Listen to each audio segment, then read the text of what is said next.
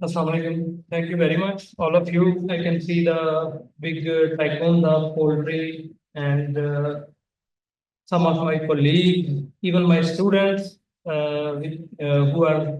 I am happy to see that they are contributing a lot to the research, and I'm also excited to see some names from Vetmatuni, from where I did my PhD. So today I'm going to present about part of some major study, that is the role of natural betaine in modulating cecal microbiota of backyard golden Misri laying hens. So as you are well aware that cecal microbiota, they are actually designed to extract nutrients from the feed which is near to escape from the digestive tract. That is, in other words, the feed at this point is nearly waste, and cecal microbiota are able to extract nutrients from the diet, where they perform degradation of the fiber, releasing short chain fatty acid for the host animal. Furthermore, they contribute to immunity, and as earlier Dr. He told that they contribute to epithelial integrity and pathogen exclusion. So, backyard poultry, as you know, it is more prone to the different types of stressors, like unknown composition of feed and water, and environmental stresses and the housing stresses. Therefore, as they are confronted with different kinds of stressors, they need some potential ingredients which can support them during the stressful condition. One of the option is betaine. Betaine is not only an energy substrate for the microbe, which in turn provide this shift this energy to the host animal, and also it is a potent organic osmolyte. Furthermore, it is a molecular chaperone. Molecular chaperone means among the different kinds of organic osmolytes, betaine is the most favored by the microorganisms to be taken up to maintain their cell turgor and cell volume. Moreover, it is antioxidant and plays a crucial role in methyl donation process, thus preparing the methionine and choline to be available for their specific function. Last but not the least, it is highly degradable. And highly degradable means it is highly available to the body. So the objective of this part of the project is exploring the bacterial diversity and profile in Ceca of Golden Misri laying hens when betaine is incorporated at 0.34 and 0.68 grams per kg of the body weight. So for this purpose, we selected 150 birds with a 3, 5, 10 design, and we reared the bird for 9 weeks. We provided these birds 7 hours scavenging period and offered them during captivity, during the night time, during rest of the time, they were offered commercial feed at the rate of 50 grams per bird, and then offered betaine water either with 0 or 0.35 or 0.68 gram per kg. So cecal fluid sampling and analysis were done at the end of the trial. Cecal fluid was taken into the epidural tubes and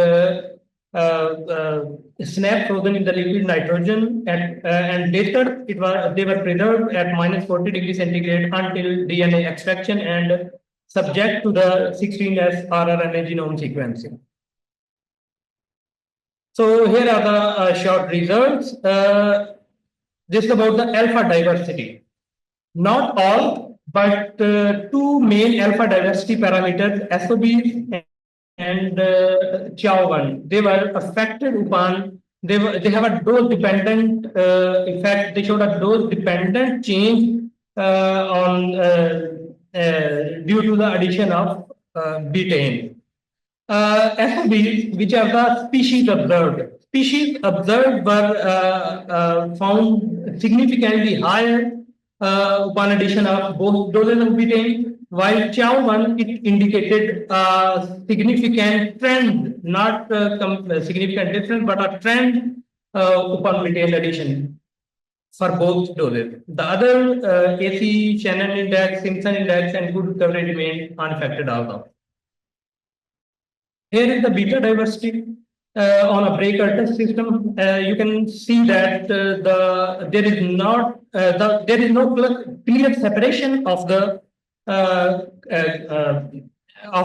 sample mode. There is no clear separation, indicating that there was not much difference between the treatment groups.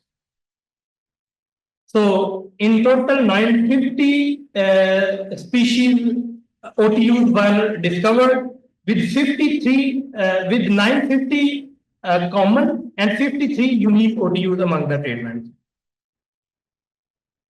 Coming to the relative abundance at the phylum level, just like commercial poultry, we observed Bacteroidetes and Firmicutes remained the most predominant phyla, and the majority of the phyla remain unchanged upon betaine addition, except then Actinobacteria, which shows a decreasing trend. This is a relative abundance at the genus level. At genus level, again, the genera which were found in highest concentration remained unaffected, but the genera with minor abundances, they were affected upon, out of all these, 3 genera were affected upon betaine addition. Among them, there is Disulfovibrio, Parabacteroidetes, and Odoribacter. Here is the relative abundance at the species level. So you can see the Disulfovibrio genus was represented by its species Disulfovibrio piger. And secondly, Bacteroidetes Selenium taurinus was decreased at the expense of species Bacteroidetes plebeius. So concluding my presentation, the taxonomy of Cecal Microbiota of backyard and commercial poultry are similar. Natural betaine reached to the cecum, as we were afraid that maybe as betaine is highly degradable in the anaerobic environments, and we were afraid that might be as ceca are located in the last parts of the gut. So we were afraid that the natural betaine might not reach to the cecum, but we observed that natural betaine reaches to the cecum and has dose dependent modulatory effect upon bacterial diversity, especially its high dose. Natural betaine promoted cecal homeostasis. As I told you, the genera which were mainly thrived through the addition of betaine, they mainly perform the function of production of butyrate. Butyrate is the supporter of the epithelial integrity. So recommendations at this stage, recommendations can be further provided when we get other data related to production and also the other gut parameters. So I am highly thankful to Higher Education Commission of Pakistan, who supported this study partly, and Agrana State GmbH, which is an Austrian private sector company. Furthermore, Yuval and Veterinary Uni team who provided their consultation, and Mr. Zishan Akram from KU Leuven, Belgium, who helped a lot in interpreting the microbiota data. Thank you very much.